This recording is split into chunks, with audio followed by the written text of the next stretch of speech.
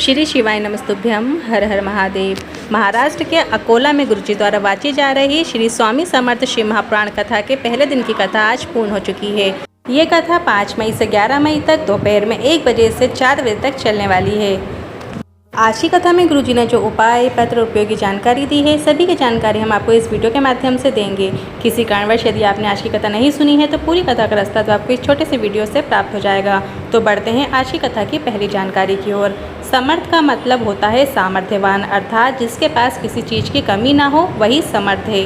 बढ़ते हैं आज की कथा की दूसरी जानकारी की ओर। श्री स्वामी समर्थ शिव महापुराण की कथा कहती है, कोई गुरु के पास, संत के पास, भगवान के पास किसी लोभवश नहीं जाना चाहिए, लालच से नहीं जाना चाहिए, बल्कि तेरे मंदिर में आना मेरा काम है, मेरी बिगड़ी बनाना तेरा काम है, ऐसा भाव होना चाहिए। बढ़ते हैं आज की कथा की तीसरी जानकारी की ओर। कोई कहता है स्वामी समर्थ दत्त के अवतार हैं, कृष्ण के अवतार हैं, शिव के अवतार हैं, राम के अवतार हैं। तो इस पर गुरुजी ने कहा, हम तो बस इतना कहना चाहेंगे कि जो भगवान का भजन करता है, भगवान की भक्ति में लीन रहता है, वह शिव, राम, कृष्ण और दत्त से कृपा प्राप्त करता है। बढ़ते हैं आज की कथा की चौथी जानकारी की ओर। अभी तक वो दौलत नहीं बनी जो आपके बीते हुए समय को लेकर दे दे। आप दौलत से बंगला, गाड़ी और दुनिया के सभी ऐशो आराम खरीद सकते हैं, पर बीता हुआ समय नहीं खरीद सकते। इसलिए अभी जो समय है उसे आपको भगवान के भजन में, मंत्र जाप में, नाम जाप में बिताना चाहिए, ताकि हमें जीवन का सुख प्राप्त हो सके। बढ़ते हैं आज की कथा की पांचवी जानकारी की ओर। जो बड़ों की इज्जत करता है, माता पिता का सम्मान करता है, बड़ों का आदर करता है, बड़ों का सत्कार करता है, बुजुर्ग माता पिता गुरुजन की जो इज्जत करे, सम्मान करे, उसको पर्स में दबा लेकर चलने की ज़रूरत नहीं पड़ती, वह दुआ लेकर चलना प्रारंभ कर देता है। बढ़ते हैं आज की कथा की छठवीं जानकारी की ओर। ना तुमने रुद्राक्ष पहना है, ना तुमने शंकर भगवान के मंदिर जाते हो, ना तुम भगवान का भजन करते हो और ना ही तुम किसी गुरु की शरणागति में गए हो, पर अगर तुम किसी रुद्राक्ष पहनने वाले के पास, भगवान की भक्ति करने वाले के पास, भगवान का भजन करने के पास जाकर बैठ गए हो और उसका स्पर्श आपको हो रहा है, तो यम के दूत आपको बंदी नहीं बना सकते, ये निश्चितता है। बढ़ते हैं आज की कथा की 7वीं जानकारी की ओर। हरि विठ्ठल पांडुरंगा का मंदिर महाराष्ट्र में है, जिसमें चरण स्पर्श करने का महत्व है। पूरे भारत में आप कई मंदिर गए होंगे जहां पर दर्शन करने का महत्व रहता है, आपको स्पर्श करने नहीं देते, पर केवल इस हरि विठ्ठल पांडुरंगा के मंदिर में महाराष्ट्र में आपको चरण स्पर्श करने देते हैं, क्योंकि इसका महत्व अधिक है। यह महाराष्ट्र का बैकुंठ ही है। बढ़ते हैं आज की कथा की 7वीं जानकारी की ओर। गुरुजी ने सभी से एक प्रश्न किया है कि यह हरि विठ्ठल का चरण पकड़ के सबसे पहला दर्शन किसने किया था। तो इस पर कई लोग कई प्रकार के उत्तर देने लगे, पर सभी के उत्तर गलत हैं। तो गुरुजी ने सही उत्तर देते हुए बताया, हरि विठ्ठल के चरण स्पर्श करने के दर्शन की शुरुआत सबसे पहली बार नर हरिदास सोनार ने की थी।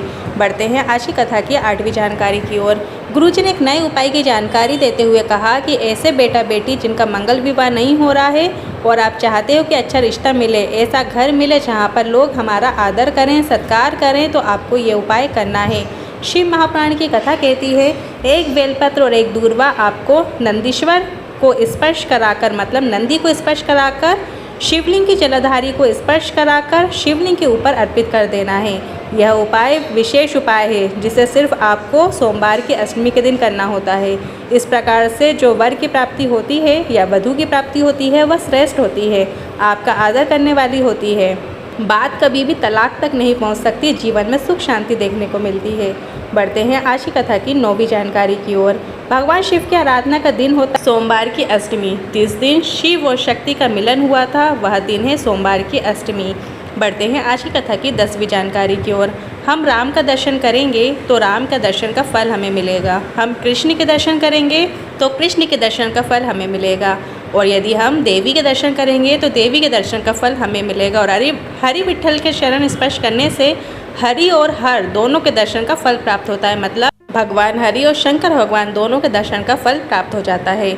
बढ़ते हैं आज की कथा की 11वीं जानकारी की ओर। जिसको लीवर की बीमारी हो, जिसको थायराइड की बीमारी हो, जिसको कैंसर की बीमारी हुई हो, या फिर जिसको कोई बड़ा रोग लग गया हो, इसके शरीर में गांठ पड़ गई हो, तो आपको प्रयास करना है सप्ताह में 1 दिन बेलपत्र के पेड़ के नीचे बैठना है, और उस बेलपत्र के नीचे कंकड़ शंकर मानकर, हमें कोई शिवलिंग का निर्माण नहीं करना है, उसी बेलपत्र के पेड़ के नीचे जो कंकड़ है उसे शंकर मानकर उसमें आपको एक कलश जल अर्पित करना है, और जल अर्पित करते समय श्री शिवाय नमस्तुभ्यम या फिर नमः शिवाय या फिर ओम नमः शिवाय बोलना है।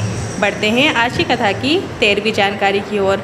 जो बेलपत्र का पौधा आपके सर से ऊपर हो, जिसकी लंबाई ऊंचाई आपसे अधिक हो, उसी की पत्तियों को आपको तोड़ना चाहिए। आपकी ऊंचाई से छोटे बेलपत्र के पौधे से पत्तियां नहीं तोड़ना चाहिए। इस बात का आपको विशेष ध्यान रखना है। आज के उपायों से लेकर और आज की कथा से लेकर मन में कोई सवाल है, क्वेश्चन है तो आप कमेंट बॉक्स के जरिए पूछ सकते हैं। वीडियो थोड़ा भी उपयोगी लगा हो तो वीडियो को लाइक करके कमेंट बॉक्स में हर हर महादेव ज़रूर टाइप कीजिएगा।